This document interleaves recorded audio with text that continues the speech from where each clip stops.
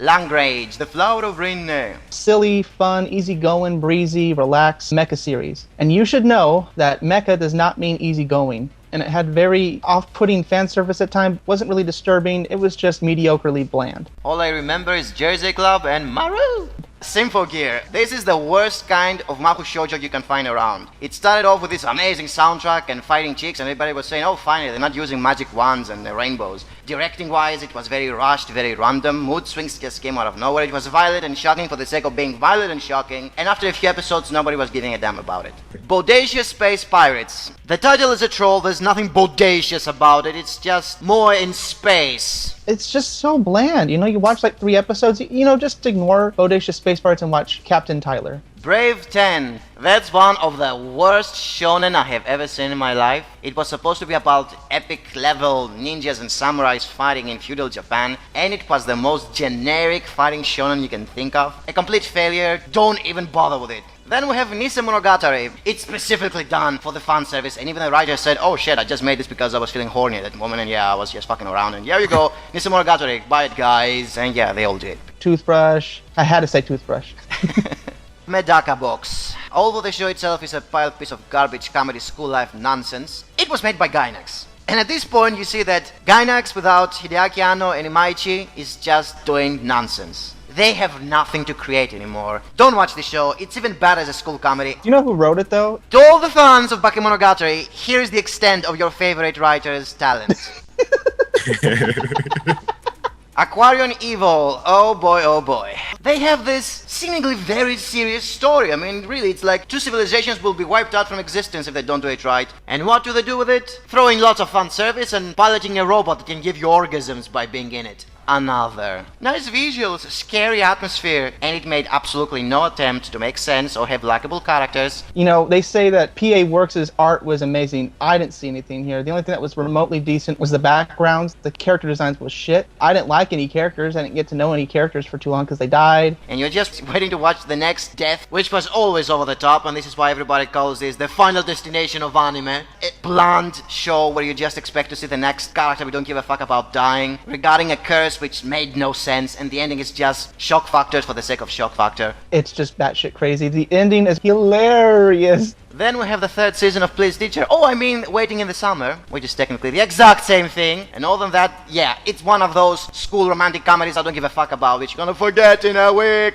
It felt too much like an imitation. The main character wasn't as endearing, and a student, I don't know, it didn't have the same magic, because it's JC Staff. Black Rock Shooter. The Madoka craze goes on, and we have this, which, it began from Vocaloid song, and they tried to make a show out of that, and the result was very messy. I mean, this was technically made for the fans of the Vocaloid song. It's a very messy idea. I mean, the concept was good. You basically have real life, which is this boring school, lowly shit garbage, which nobody was giving a damn about, being a contrast with this alternative dimension where the same lowlies have these hidden personas fighting each other with all sort of fancy gizmos. And I'm not gonna lie, the battles were interesting, but there is absolutely no choreography. Eventually, you're just watching this for the fan service, lowly action with random weapons. No. It sounds pathetic. I know, and it is. And people who like it because it reminds them of Vocaloid can go fuck themselves. I just watched the first 20 minutes of the Berserk remake and I just dropped it. I couldn't stand the CGI. I would like to encourage that people would watch the original anime series and watch this instead. Maybe go to this after you've watched the anime series. They pretty much paraphrase every single big plot point. I do agree with Rory that the CGI is a bit much, but it is a good way to depict epic, huge battles with a lot of different people on screen. So I thought that was pretty good. Although I would like the traditional animation back in the picture though.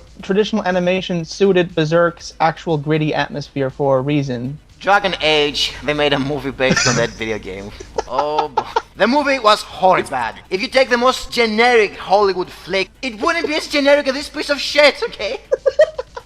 Oh god. Oh man, it was very, very bad. The CGI makes Berserk CGI look like freaking a godsend. That blood looks like tomato syrup. The acting sucks. You can totally tell Funimation just churned this out. This is shit advertisement. Weak movie, not only because of just how blatantly awful the action and the CGI was, but the fact is they introduced the character from Dragon Age 2 when the idea of her character in Dragon Age 2 was to be this mysterious knight, and then having an entire movie of her 2 months after the game comes out or something like that, it just kind of takes away from the entire experience.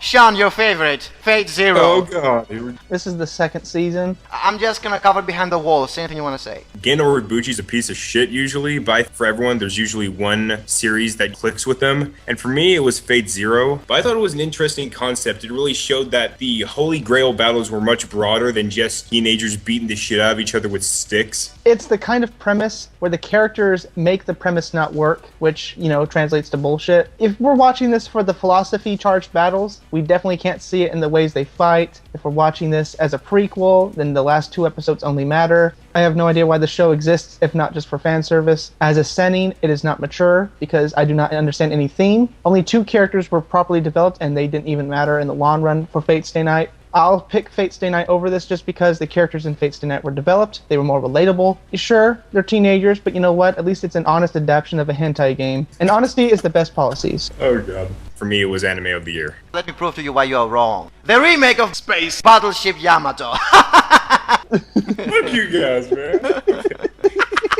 Yamato has it all. You have great characters, that classic retro feeling. It makes the epic sweeping nature of fighting against aliens with humanity pouring all their resources into a single ship. It has all that. It does it in just 1 or 2 episodes. It doesn't waste any time. Cinematography is amazing. It has the OVA budget, great soundtrack. Nicely said. One of the minor complaints I had in the early episodes of the Yamato remake was that the character designs didn't look very Leiji-like. They didn't look like their original models that much. And then they make Ozma around the same time, which had extremely similar Leiji-like characters, and the plot was so bad. I mean, just 6 episodes of random nonsense happening left and right before you even manage to understand what's going on. It's over. Thank you, Ozma. You made me realize I'm not supposed to focus on the aesthetics of the old one. Besides that, don't watch it. Terrible. Made by Gonzo. Thank you, Gonzo. Stay dead, please. Zetman! I so much expected to see another Guyver. So bad, guys. I didn't care about anything was going on. It was violence for the sake of violence. And these characters were completely generic shonen fucking stereotypes. Saint Seiya Omega. The original wasn't exactly a masterpiece, but it was a fun shonen for its time. But where are the fucking similarities? Everything is so gay. This is Sailor Moon with boys. All the juice is gone, and then it's just replaced with just luster and polish. Nothing feels important. Nothing feels at stake. Oh, I better point this out. 2 of the characters in the main team of the heroes, one of them is wearing a ballerina tutu, and the other one is a ninja called Haruto. If you want to make some allusions to some other show, please make them yourselves, because I cannot stand this show anymore. Space Brothers, I expected to see another Planetes, and all I got was slice of life with 2 idiots just reminiscing their childhood. Oh, those good times, those good times. Do something about it. No, I'm just reminiscing my good times and making fun of everyone around me. We're going to space. It's so funny. Boring. And I know it's still going up until now, and nobody gives a fuck about it because it's just slice of life comedy when it was supposed to be epic space exploration. Space Brothers is way too light, and it keeps this monotonous tone for far too long. Then we have another Looping the Third, the woman called Fujiko Mine. I actually liked it at first. I mean, the visuals were very good. It was very close to the original, but it's the usual problems that there isn't much of a plot. Okay, you're not exactly watching this because it's deep or it has a plot. It's straightforward, but it's honest. This is one of the reasons why we watch anime. This was fun. Sun Korea, that is Japan making more even out of zombies. It was pure premise. The overall plot was like any other rom-com. Incest, pure fetish-based. Necrophilia at its best. And it's teenage necrophilia. And of course incest because Japan. There are those who call the themes in this show mature, but hey, who can fool us about that, huh? And after zombies, now we have ghosts. Dusk Maiden of Amnesia, over-sexualized tsundere ghost, a romance with a fucking ghost. I can totally see a future in this sort of relationship. The final episode was supposed to give retribution and salvation to this ghost to finally move in the afterlife, and what does she does? Be your ethereal partner forever. Pure fan service for all the Roneries who wanna stay in high school forever. And make love to hot air. That's what the ending telling you. It's like the premise of the show is like critiquing itself. And we actually have a second show about ghost romances. Natsuyuki Rendezvous. I liked what it was trying to be. It seemed to be more healing-like. It didn't seem to be so creepy. But then the later part was just, it misfired. That's the best way to describe it. There were 3 episodes in some dreamland fantasy, and that totally jumped the shark. Yeah. It's like, what are they doing at that point? It was supposed to be a bit serious. No, they fucked it up at that point. Kids on the Slope. Oh boy, was that hyped. The biggest cock tease of the year. And I'm just watching and saying, this is just another school comedy with music. So what? Let's not kid ourselves. Everyone was watching this because this was the same director as Cowboy Bebop. That's it. And jazz. It's not the story, it's the appeal of the story. Other than that, just another teen romantic comedy. And Tsuritama, you have this premise where a tsunami is about to wipe out entire cities, and they play it off like, let's go fishing. This is Ponyo, isn't it? Yes, it's Ponyo, exactly. With a duck. What was that fucking duck doing there? Fish fetish. Let's go over some other fetishes now. Mysterious Girlfriend X. The saliva fetish. They kept on saying this was a very mature story, it was about understanding each other. But the truth is, there is no character development, and every time they're trying to explain how the fucking mysterious girlfriend X is supposed to be thinking, they just make it seem like she's a completely different person in the next episode. They switch her personalities for the sake of keeping her mysterious. So there's no real exploration, they're just fucking around with it. And scissors. Oh goddamn those scissors. Every new tsundere must be holding scissors. Fuck you. Nyarko-san, which is basically taking Nyarlathotep from the Cthulhu mythology and making a loli out of it, because this was the year of making lolis out of everything. Recall all this shit, please. Kill the Morphat, please. Back to Gar, more Jojo, less Nyarko-san. Let's not say much about Humanity Has Declined. It's just another comedy about some creepy fairies saying stuff about modern society. That's pretty much it. Don't try to pretend it's something more than this. It's just making fun of otaku culture in Japan in general. The end. Kuroko Basketball. This was another hype title. Whoa, basketball. Anything else, guys? Bishonen Whoa, basketball. Every single person has a different color of fucking hair, dude. This didn't seem as funny as Slam Dunk. Just kind of ordinary. I mean, it had a little energy, but for 25 episodes plus another season? I don't know. Which means no. Jormungand. This could have been another Black Lagoon, but no. Characterization is very basic, missions just terrible, poor dramatization. I even hated the way they smiled. Eureka 7 AO. Remember that masterpiece that was Eureka 7, which I didn't even like that much? Here's the sequel, which everybody... My childhood was raped with this show. The producer said, fuck it, we're just gonna make it seem like it never happened. Time reset! That's it. Horrible. Don't even bother with it. If you ever liked Eureka 7, don't watch this, pretend it never existed. I mean, even the producers now pretend it never existed, based on the current story. I have nothing much to say about Shining Hearts. I'm just gonna say they took an medieval action RPG and made slice of life about bread making. Plus harem, because all of a sudden we can't even have baking bread without harem. Hyoka! For a slice of life, the characters were actually very subtle. Instead of going for juicy fan service or fetish based, we have some grounded characters. The mysteries, sure they were cheesy and sure they were simple, but at the very least you got to learn something about the characters that were consistent and were developed. The ending though is shit because it makes no sense and does nothing about the character arcs building leading up to it. For us getting a little bit of subtlety, which Japan doesn't really like to do that often, it was nice. The best slice of life of the year.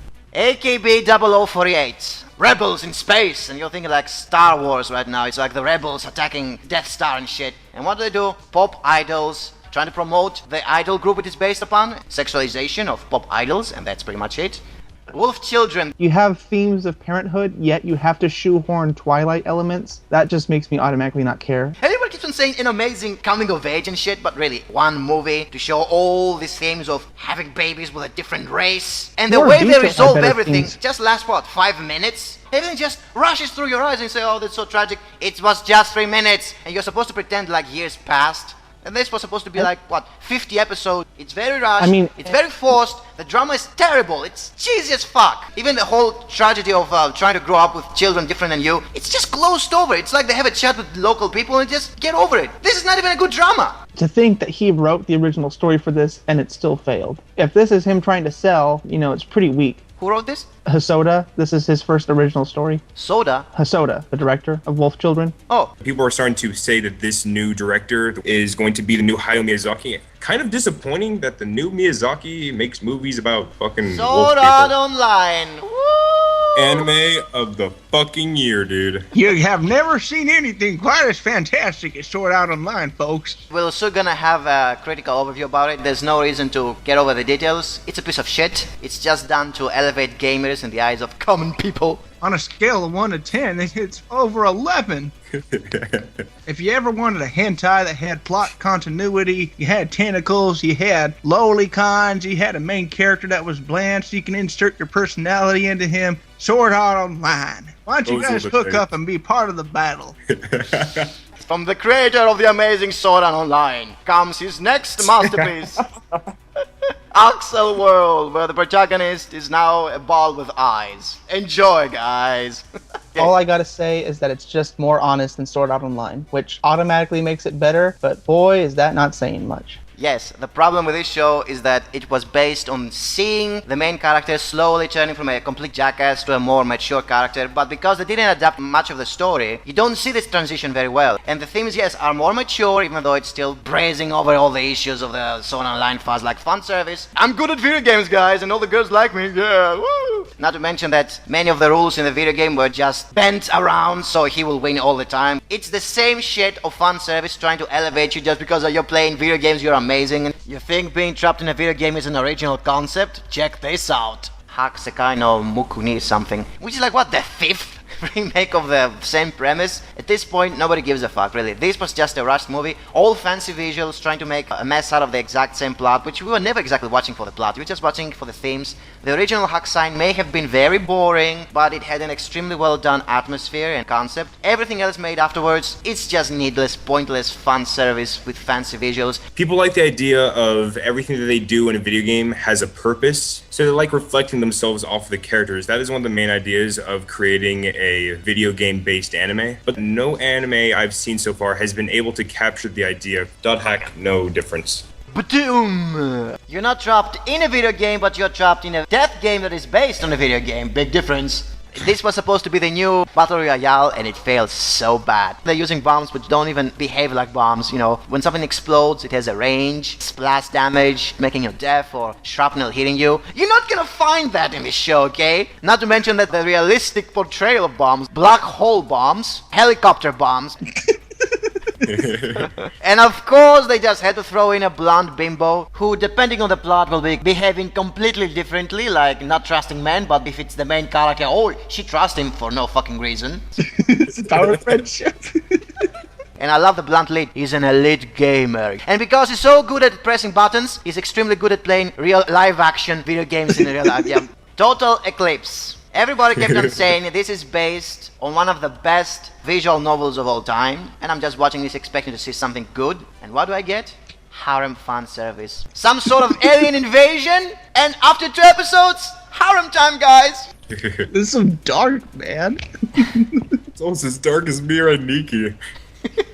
This didn't help to elevate the image of visual novels in my eyes. And it's not like only visual novels are a problem. How about light novel adaptations? Campione, aesthetica of a rogue hero, so I can play Age. Technically the exact same thing with slight variations. If you watch Shana or Index, you know exactly what kind of bullshit you would expect in here.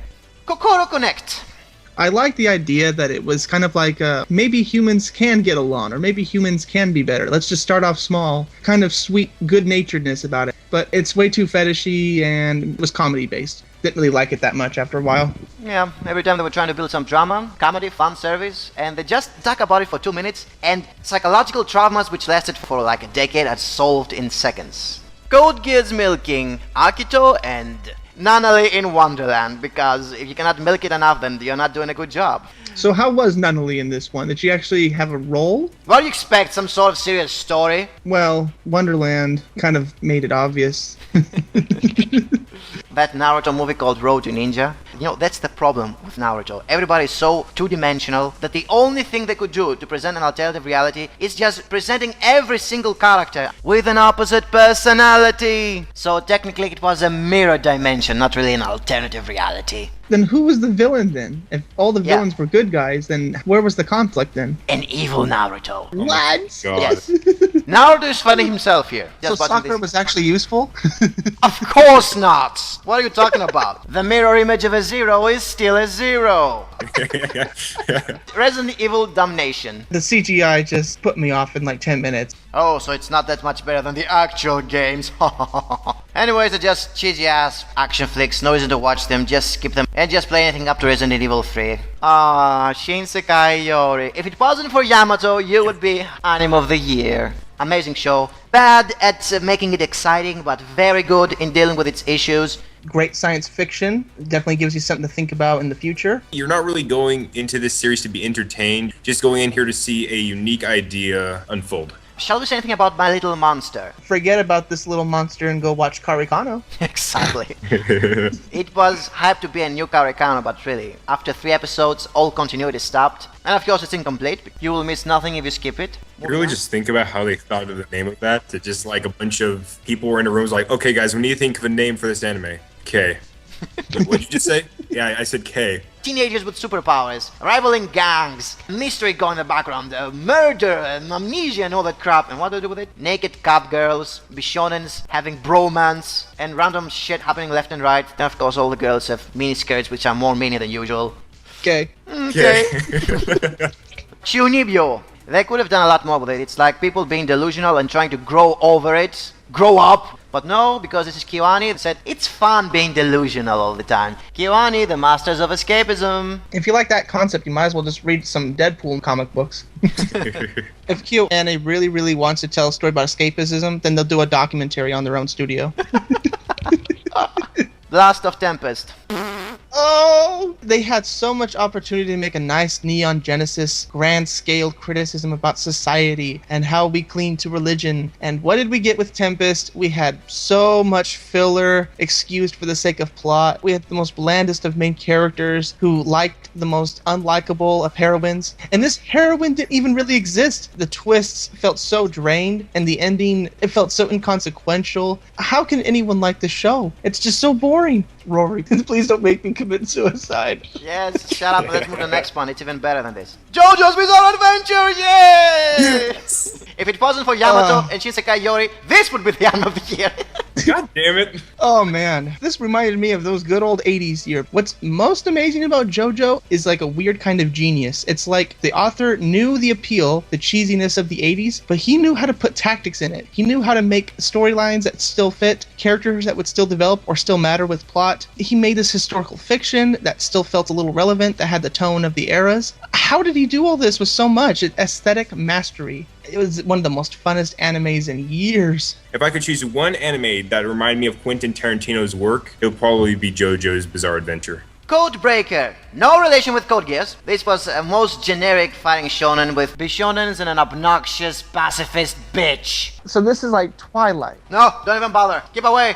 Did any of you watch the first season of Magi? It's like a light version of Aladdin and Romance of the Three Kingdoms, or at least it tries to be. You have this nice setting in a kind of like a pseudo-Arabia, and you have a decent amount of character coverage. You have old friends who go down different pathways, which was handled decently. It was semi-mature for a shonen, but the worst thing about Magi are the villains. One-note personalities, and it gets fucking boring. Another worst thing about Magi is the over-reliance on magic. Magic is panacea to every problem, and boy are they using it on every chance they get. Not bad shonen. Far from great either. Ixion Saga DT. It had the most funniest dick jokes ever, or testicle jokes. It's a episodic comedy where they go around in a medieval setting like an RPG world, and the main character is actually a very good video gamer from our world who is trapped in that magical land. Yes, it always comes back to video games. And they have these really hilarious situations, but it repeats its jokes way too often, so it becomes repetitive from a point on.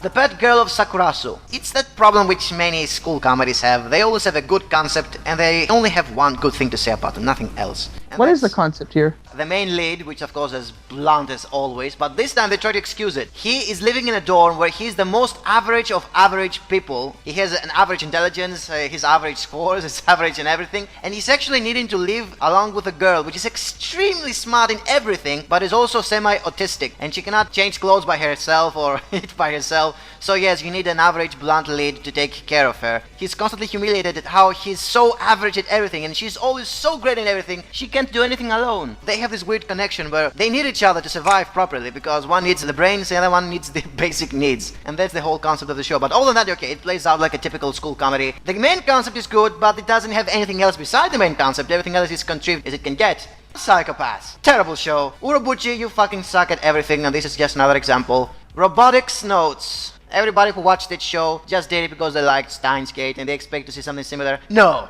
It's as dull, as boring as the main picture makes you think it is. It's about some stupid teenagers trying to build a robot, and in between nothing fucking happens. any drama they try to build is just scrapped off like it doesn't matter. Not to mention that, of I course, was- the main character is again a gamer. I'm telling you, man, 2012 was the year of the fucking gaming fan service. Everything had to revolve around gamers being very good and cool at being good at games, and you're supposed to feel good about it. Bullshit. Fan service for gamers. Fuck off. Mass Effect. I'm a big Mass Effect fan. This was awful. Yeah, waste of time. Pretty much like everything else that's based on video games. Initial D, Season 5, it's still good. All I see is long as you- cars running around, man. That's all I see. As long as you like Gar driving. If you're a big fan of Fast and Furious, yep, Japan still knows how to treat one of their age-old franchises with respect. The budget's still concise, if only better. Character arcs are still going. It's thrilling. The third movie of the Evangelion remakes. Time skip. Oh, No! Of course, the children pilots don't age. They are immortally teenagers. What a nice fetish you throw in, guys. And of course, Asuka is a pirate with an eye patch. And they throw in Kaoru to have a relationship with Shinji, which again, okay, it's a nice relationship. They try to build this drama between of them, which was glossed over in one episode in the main series, but now it just drag it on with one movie. And to the most part, it's good. And it ends with a cliffhanger because, yeah, the other two movies were sort of like finishing what they were supposed to do, but this one is just a cock teasing you to see the last movie. Since it focused more on Yaoi than Shinji and Asuka, I'm gonna say fuck that. That's it pretty much from 2012. So, your overall impressions of the year, guys. 2012 wasn't the apocalypse of anime, that's 2013. As for the year of video games, none of these anime captured the thrill of playing a video game, so fuck it. With 2012, we got a lot of Orobuchi, and as we keep going on in time, we're probably going to get even more of him because literally no one has any good ideas, and anyone that thinks that Orobuchi's idea is good just thinks it's a good idea because Orobuchi was sitting down eating a sandwich thinking, oh man, this one idea would be really cool for an anime, so someone buys it. This really is where anime is going to start going downhill. Talk about boring seasons. 23 titles ended in autumn and none of them is particularly good. Besides some really good ones which began now and I have already mentioned in the winter of 2013, this is an otherwise unwatchable season. And let me show you why. At the very bottom we have the cash grab, that is the Mass Effect movie, a completely unnecessary side story that doesn't add anything to the storyline, nor does it flesh out any side characters in an interesting way, thus becoming a low-effort side dish for the fans of the games. And which one could be the second to last? Why, our dear old Sword Art Online. I told you it was a bad season, didn't I? This abomination that most of the anime community loved. This stigma that made the medium look even worse than it already was. This power fantasy for basement dwellers is all the proof you need of why anime will never be taken seriously. And it's all your fault, anime community. All your fault. Batum is supposed to be a death tournament where average people are forced to kill each other with bombs, but the execution of that idea is laughably cheesy. The explosions have no splash damage, the main character is plot armored and changes personality every 5 minutes, and the plot is just a line of retarded actions and ridiculous battles that end incomplete. Muv-Luv Total Eclipse. You know, they kept telling me Muv-Luv is one of the best, most serious, most amazing visual novels of all times, and that this adaptation will prove beyond doubt that not all of them are porn games. And then I watch it, and all I get is an Attack on Titan premise that turns to sleazy soft porn after 2 episodes. And I'm not convinced they are not all porn games. I was never a fan of the original Eureka 7, but the ending was solid and nobody wanted more of it. And then Bones decided to make more of it because it was hell-bent on destroying the good image the first one had. And thus we get AO, a show that makes no sense, has unlikable characters, has more focus given to fan service than mysteries or death, and has its only hook being you waiting for the characters of the first show to appear. And it's atrocious. Nobody fucking liked it. Even Bones made it seem like the ending is a time reset so the damn thing never happened and that we should all forget it and pretend it never existed. Sorry, I don't forget. Nera Watera Gakuen is a movie that has some of the best animation I have seen in years, and a premise that is combining mystery, espers, mind control, and time travel. Yet the whole thing plays out like a fucking typical school romance with done-to-death jokes, the conflict treated as light as possible, and the ending making absolutely no sense, and leaving you cursing the hours you wasted on this piece of shit. K, a show with wonderful production values plus a premise that covers murder mysteries and gangs of super powerful teenagers, quickly turning to a random patchwork of fan service and random storytelling, before ending incomplete and without having resolved or explained a single thing. Second season of Medaka Box, regarding a super powerful slut, trying to desperately make us think she's a tragic character when she otherwise constantly acts like a whore, and solves all her problems in seconds with god-level superpowers. Kami-sama Kiss, a show that has no idea if it wants to be a comedy or a romance, and thus fails to be either. My Little Monster, yet another school romantic comedy that starts strong with a premise that promises hot scenes between a violent bad boy and a snotty bookworm girl, only to turn to storyless mediocrity after a few episodes.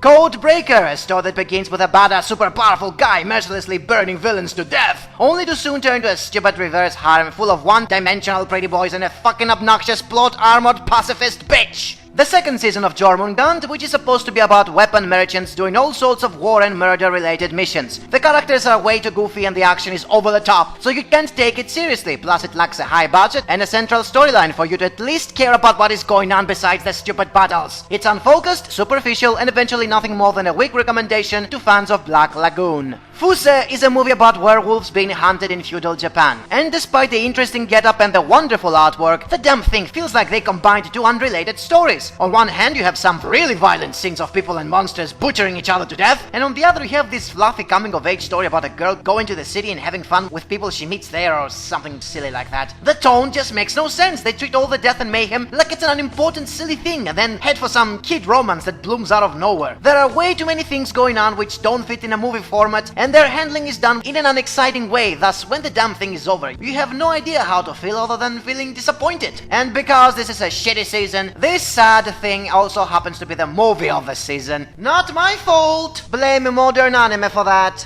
And we reach to the obligatory listing of fan service shows I need to go over in a hurry. Hiro no Kakera, second season. Something about Bishonen warriors, priestesses with hidden powers, and other stuff nobody cares about since this is yet another shitty reverse harem. Busu Shinki, more otaku pandering regarding tiny sexy moe fighting dolls.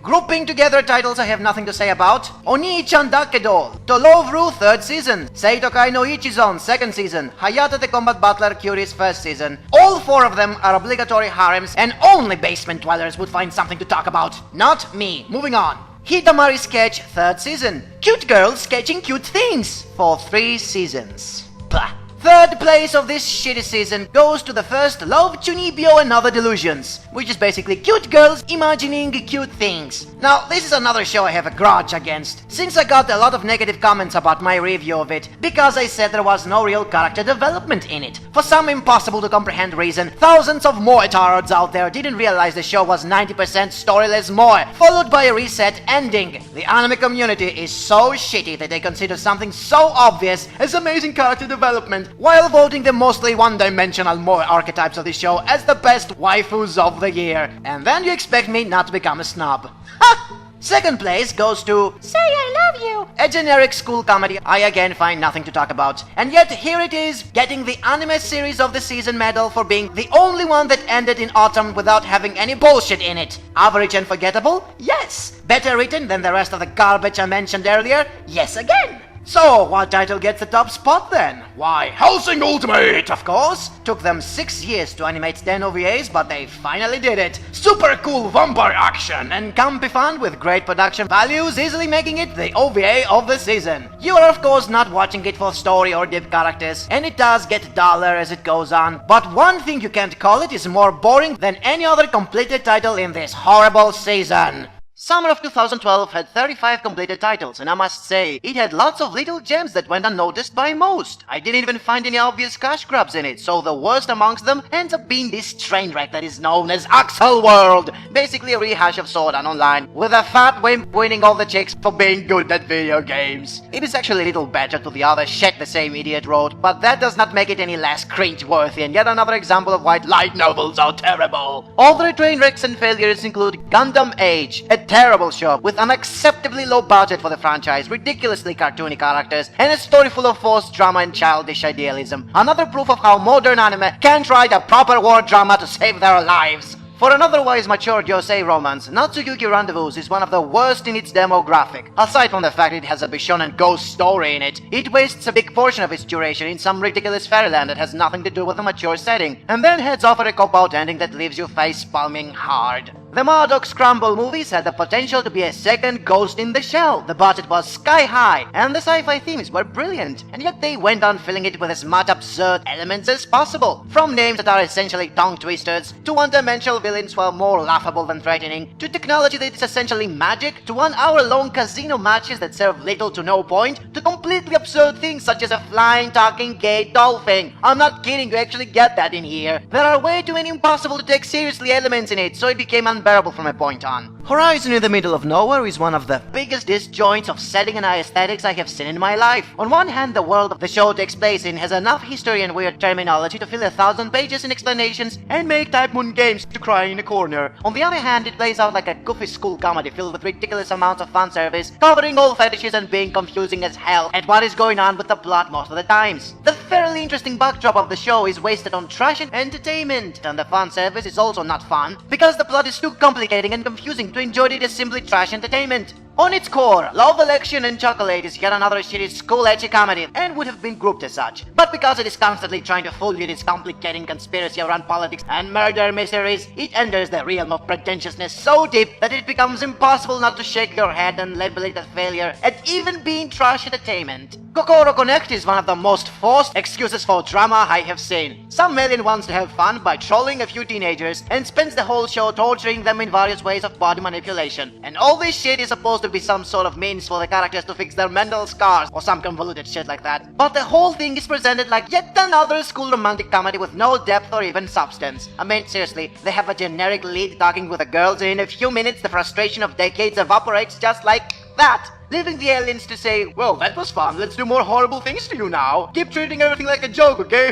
Bullshit. Scatter Dance, considered by most to be a more kid-friendly version of Gintama, and that is what makes it so bad, since it has even more juvenile humor and not even over-the-top references or action to cover for that. It is also trying to be motivational to help children being good Boy Scouts, which only makes it feel preachy in its morality themes, which are handled too superficially to mean anything. Thus it quickly becomes a boring show with no real depth or excitement. After that, we have a trilogy of shows that follow the premise of Moe meets space battles. Long Range, let's defend the planet and then head for bitch fan service. AKB48, let's fight against an oppressive world government with pop songs before heading back to the audition for the next concert like it means nothing. Bodacious Space Pirates, let's pretend we are fearsome pirates before we go for tea and cookies. Yeah, how fun it is treating interstellar threats as if they are a joke and fucking up everything that was making the 80s anime so great. The whole thing is just excuses to flavor the age-old fetishes and becomes another example of why modern anime are so disgusting. After that, we have a trilogy that follows another age-old stereotype, that of light novels. Campione, typical dork gets superpowers and kills gods by adding girls to his harem.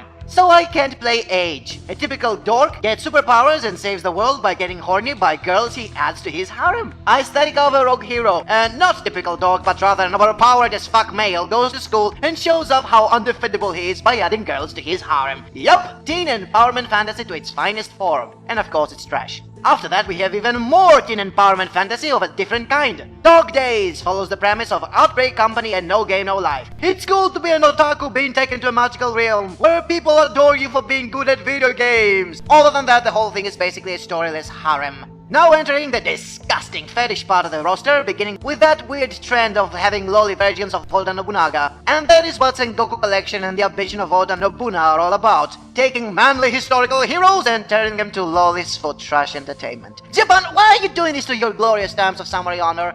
Mysterious Girlfriend X. Licking the drool of girls somehow makes you understand them better. And the whole thing is supposed to be a romance about people opening up to each other. And needless to say, there is no real progress, and later on in the manga the whole thing turns out to yet another generic harem. My little sister is amongst them. Siskan fetish. Hakuoki, reverse harem with Bishonen Samurai's fetish. Arcana Famiglia, reverse harem with Bishonen Mafia fetish. Elpiten, vanilla harem fetish, no real flavor in it. The obligatory moe shows of the season include Yoshiraku, Tari Tari, Yuri Yuri, and Saki, summed up as cute girls doing cute things in various different ways which mean nothing by the end of the day. Good Luck Girl, Riches versus Poverty. It has a lot of referential humor and not much depth, so you're gonna forget this one very fast. Kuroko's Basketball. This sports anime became famous only because it has Bishonens with Naruto superpowers. And nothing else. Utakoi, a collection of romantic tales with artistic touches but otherwise low budget and not much depth to remember it for any particular reason. Moyashimon, second season, slice of life comedy around a guy who can communicate with germs. Educational and usually comical but doesn't have any real depth or plot, so even this one will be forgotten after a while.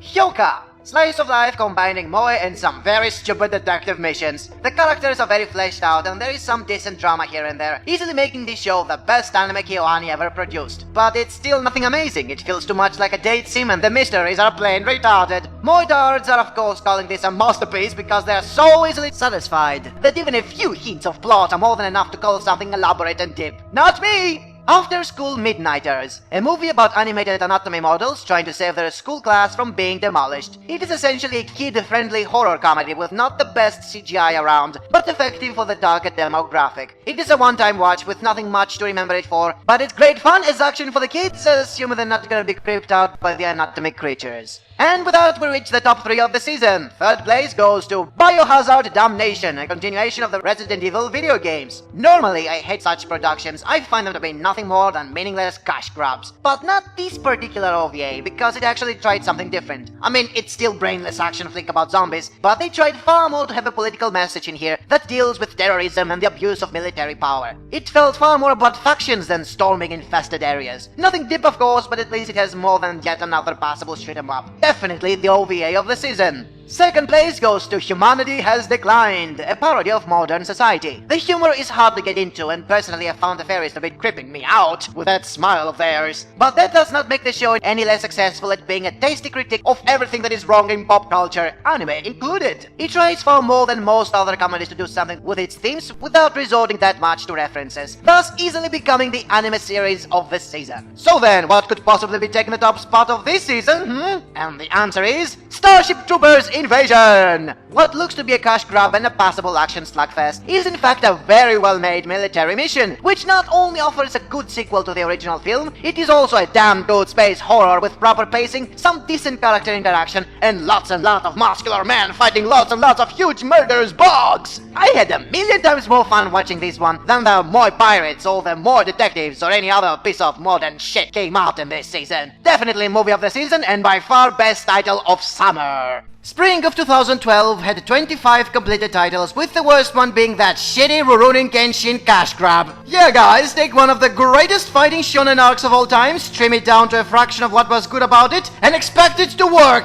Just watch the live action movies instead of this crap. Moving to train wrecks and failures, starting with the thrilling psychological horror death game that is the almighty Mirai Nikki! The show every casual considers to be very intelligent, very well written, surpassing every single retro show in every aspect by having a pussy protagonist, a murderous bitch, and a bunch of retarded clowns trying to kill each other in the most ridiculous ways possible before it's revealed the game had no purpose and the ending is one big troll. All hail modern audiences for obviously having very good tastes. Aha! Here comes the movie finale of one of the most retarded action horror titles of modern anime. Do you love over-the-top gore mixing with slice-of-life moments around cardboard people we don't give a rat's ass about when they die? Then Bloodseed The Last Dark is the movie for you. You are given to adopt a rather famous action-adventure JRPG. What do you do with it? A thrilling action-adventure saga or a slice-of-life bullshit with cute girls baking bread? Modern anime fans spoke in unison. The bread! Pick the bread! Ladies and gentlemen, I give you shining hearts. You're given the task to make a movie full of gore and tragedy. How do you make it with modern standards? Why, you use chibi characters and the most atrocious CGI you can find so you can save money. Modern fans are after all so easy to please, they won't mind at all. And thus the Asura movie came into being. You are given the task to make a post-apocalyptic adventure with lazy artwork. How do you use modern technology to satisfy the retro fans? You make it as short and as basic as it gets, with stereotypical characters and a face-palming ending, because fleshing out in many episodes to get to like the characters is so 70s. There you go guys, enjoy Ozma if you can.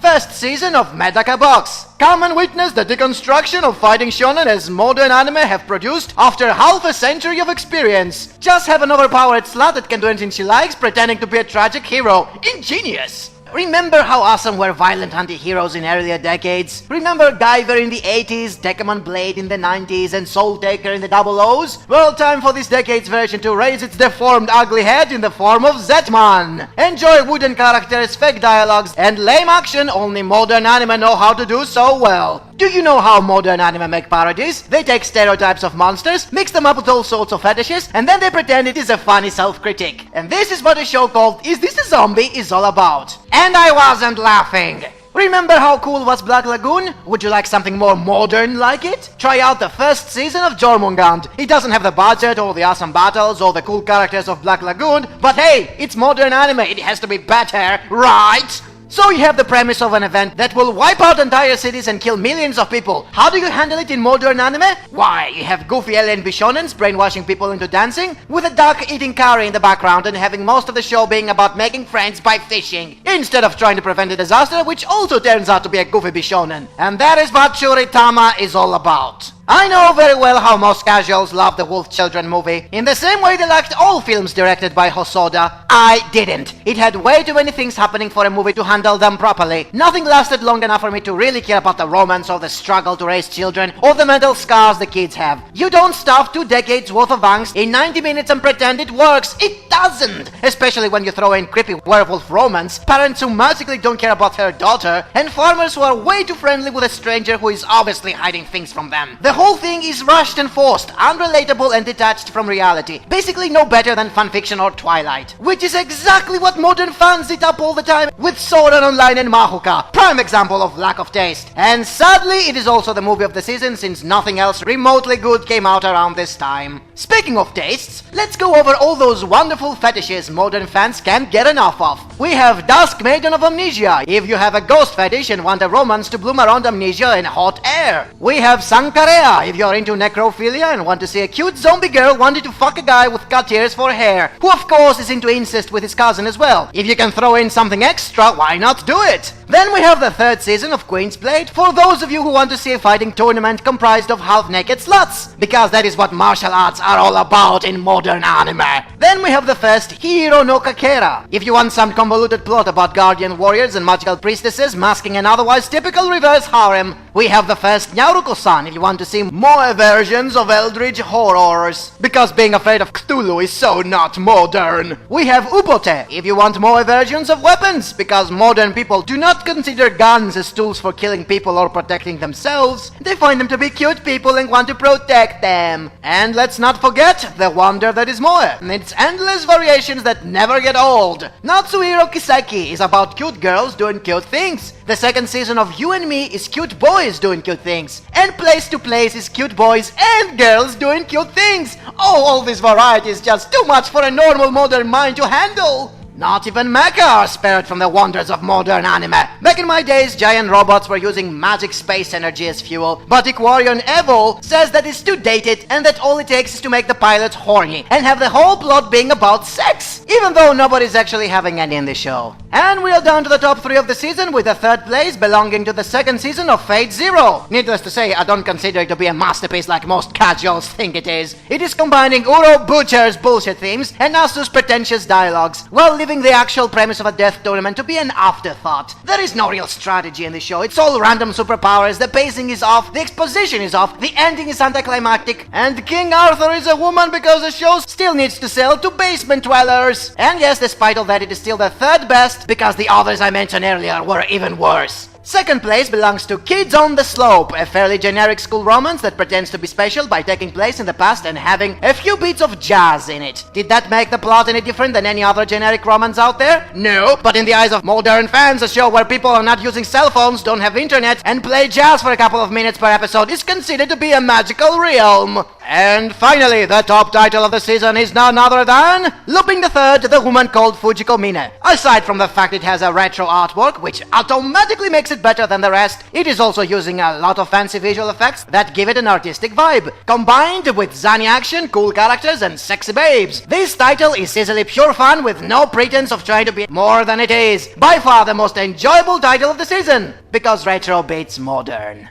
Winter 2012 had 33 completed titles, with the worst one being the cash grab that is called Higurashi Koro ni Kira. The story is already completed and most were watching it for the lollies anyways, so we just give them more of the same by replacing the plot with fan service. Starting with failures and train wrecks, the worst one is of course Bleach, which needed 8 years until the producers realized it was complete shit from the point on and that they needed better pacing for the final arc. So this travesty of a fighting shonen is part of the big three and one of the most famous anime titles period, easily telling us the tastes of the community watching that shit. We have Guilty Crown, which following the tradition of Code Geass, it doesn't need to make sense, but only to steal ideas from earlier works and have fancy music and visuals. That's all it takes for becoming a smash hit and for the producers to have all the reasons to keep making more titles like it. Another is one of the best unintentional comedies around. It desperately tries to make you think it is a psychological supernatural thriller, but the death scenes are over the top and the characters are wooden dolls in personality. So you end up watching it for the hilarious accidents and give up trying to understand what is going on with the murder mystery. And yes, it is also a very cherished title amongst the anime fans because many of them literally found it to be scary and well written. Digimon X-Rose 3rd season, by far the worst of the 6 Digimon shows so far. It has an obnoxious main Digimon, there is very little plot, and even that one is spread out in far more episodes, with most of them being nothing but cameos of past characters. A complete disaster. You know how I feel about Symphogear, cool concept, handled on as an excuse to sell sexualized young girls, and J-pop, which also happens to be exactly what Black Rock Shooter is. Just take a music song, add lollies and some convoluted excuse for a drama, and stuff it with meaningless action scenes, followed by completely boring slice of life school scenes. The Vocaloid fans had a blast for getting exactly what they like. Cute girls, music, and some excuse to care for a drama that doesn't make any sense. You know how I feel about sci-fi and lollies. I don't like it when they throw them in just for the sake of being there, and that's exactly what happened in Fan the Silver Wing. Apparently, the interesting setting and the cool airships were not enough to maintain the attention of modern audiences, in the same way Last Exile did, so just use the secure way out and throw in lollies and completely give up on trying to have a plot that makes sense. That will keep them busy. Same things can be said about the first Long Range. Something something save the world with giant robots, and something something here you go have some cute girls showing off some skin. Maru?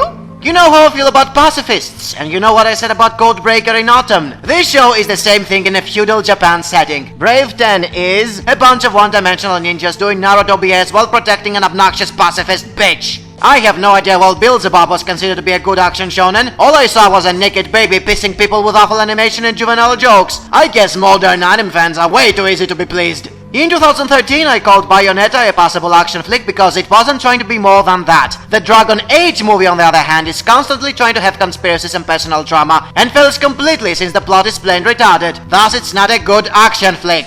The original Hawk series was a good, albeit slow and confusing, sci-fi psychological mystery. Every other entry after it, though, becomes gradually less of that and more of flashy visuals and fan service. The recent example is the Sekai no Mukuni movie, which adds a lolly fan service and zips down the duration to a fraction so we won't be able to give a damn about whatever is going on. It's a pointless movie which doesn't even stand out next to Log Horizon or even Sword Art Online. The visuals are wonderful, but no amount of that can make up for a superficial plot. And sadly, it is also the movie of the season since there is nothing else to top it. The final season of Familiar of Zero, where we get the ending of a light novel about Rieko Gimiya voicing a lolly tsundere. What's the plot about? You know, a school, a harem, a dork, and superpowers to make him look cool. The final season of Shakugan no Shana, where we get the ending of a light novel about Rieko Gimiya voicing a lolly tsundere. What's the plot about? You know, a school, a harem, a dork, and superpowers to make him look cool. Wait, did I just repeat the exact same things? Yes, I did, because all light novels are the same shit with minute variations, as are the following. Milky Holmes, Lolly Detectives. Pretty Rhythm, Lollipop Idols. Kill Me Baby, Lolly Assassins. Inu X Boku Secret Service, Lolly Tsundere and Servants. And now follows the equally trashy fetish section. Amagami SS is a dead simulation with a reset ending so you can fuck all the girls. Basically Photokano all over again minus the photo flavor. Gokujo, High School Girl Fetish. High School DxD, Fighting High School Girl Fetish. Waiting in the Summer, Alien High School Girl with Glasses Fetish. As well as a Please Teacher rehash because innovation is too much to bother with. What's that? The show is actually a romance? No, it isn't. Listen to me, girls, I am your father. And listen to me, basement dwellers, this is Lolicon. In 2013, I gave the second season of Monogatari a good rank for being far more than a harem. I won't do the same for its prequel, Nisei Monogatari, since it is nothing but fan service. The notorious toothbrush is in it. Gintama's second season, I already said what I think of it, it's just referential humor. What is that? It is actually far more than that? Really, what's the story about? Oh, it doesn't have one? Fuck you, then. The Prince of Tennis second season. More improbable physics as we see Bishonens playing Star Wars with what some mistake as tennis. Before we then run to read all the yaoi fanfics the fans are constantly writing about the amazing themes of this show. And now we enter the slice of life section, starting with the daily lives of high school boys, which is about, get ready for this, the daily lives of high school boys. Natsume Yunjinsu, fourth season. It has supernatural bits in it, but it's basically an episodic show about a guy doing plain everyday things with spirits. So it's just a warm and fuzzy feeling version of Mushishi. Chihaya Furu, first season. I already explained how I feel about it, a typical romance with a card game as backdrop. Bakuman second season, I also explained how I feel about that too. Unrealistic and too positive, but helps the casuals to understand the basics of manga making. Hyugemono is one of the most unique slice of life comedies ever made. Not only it lacks all the usual bullshit of modern anime, it is also full of historical references and witty humor around middle-aged men in feudal Japan. Maybe a bit dry for most people, but definitely stands out in terms of aesthetics. I'm not gonna give it any medals since I didn't exactly love it for any particular reason, but if you want something different, check it out. And without any foreshadowing at all, we reached the top title of the season, which is none other than Persona 4. Most would find it to be a stupid video game adaptation, but having played the actual game and having suffered through hundreds of crappy adaptations, I say this one not only does the game justice, it is also the best video game adaptation ever made. And for that simple reason, it's number 1, Kuma! 2012 didn't have the variety of 13, at least in terms of titles that began and ended in it or were carried over by the previous year. If you listen to my evaluation of it, you would see that I liked all the titles that are already mentioned and awarded in 2013 for simply ending in it. But they are still carried over to this year and will compete with the current seasonal winners. Candidates for Anime Series of the Year are Say I Love You, a passable school romance, Humanity Has Declined, a crafty but otherwise hard to get into parody, Looping the Third, cool action and artistic visuals, and Persona 4, a great video game adaptation. The order I mentioned them is also my personal order from least to most good. Thus I find Persona 4 to be the winner. Unfortunately, it has to compete with Shinsekai Yori, which although not fun, it is an overall much superior work for all the reasons I mentioned about it. And thus Shinsekai Yori is the anime of the year 2 years in a row. And no, it's not gonna be a candidate in any other year since it didn't air in more than these 2 years. Persona 4 on the other hand will be a candidate in 2011 because it did air in both this and the previous year. Candidates for OVA of the year are Hellsing Ultimate, super cool vampire action, and Biohazard Damnation, nice zombie action with a few political messages. There are 2 more, but those are also the cash grabs of their respective seasons, thus I won't even bother to mention them. So amongst these 2 titles, Hellsing is easily the winner and gets to compete with the winner of Space Battleship Yamato 2199. And loses badly to it. Sorry Alucard, you are no match for the epic tale of Japanese naval ships fighting space Nazis. But don't worry, you will have more chances to win in other years, since after all you were airing since 2006. Thus, Yamato is OVA of the year 2 years in a row. And just like Shinsekai Yori, it's not gonna be a candidate in other years, since it too didn't air in more than these 2 years. Candidates for movies of the year are Fuse, which suffers greatly from not being as grim as it should, Starship Troopers Invasion, which is a great action flick with respect to the original film, Wolf Children, a fluffy coming-of-age tale concerning a woman raising werewolf cubs all alone, and Hack, a subpar retelling of the same premise with obligatory fan service and rushed plot. Now, most casuals out there would easily choose Wolf Children for making them cry, but I personally don't give a rat's ass about this Twilight with werewolves variant. I find it stupid and unrelatable. On the other hand, I loved Starship Troopers. It's not deep, but does what it's supposed to do right without having rushed plot or irrational characters. Thus, that is the winner for all I care and gets to compete with the Berserk trilogy, where it wins since I freaking hated the weak CGI and the rushed retelling of something we already have a series for. Thus, Starship Troopers is movie of the year and Berserk doesn't compete again for the same reasons as the other 2. Besides the winners, there aren't any notable titles I awarded for any particular reason. The only one I would suggest checking out is Hyugemono, and even that one is just different, not great.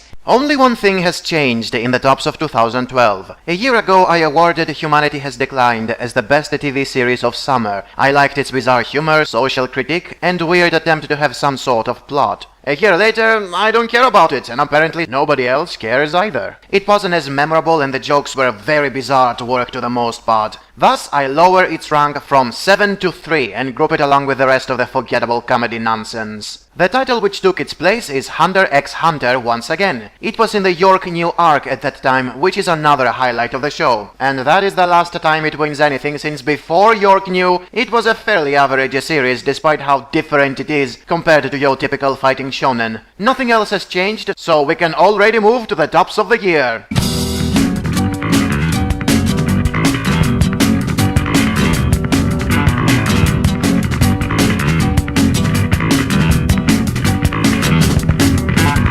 in case you didn't notice it, I did not include Wolf Children anywhere in there, because I still do not consider it a good movie. It needed to be a series, and even then it would still be no better than something like Clannad. If you disagree, make some drama about it.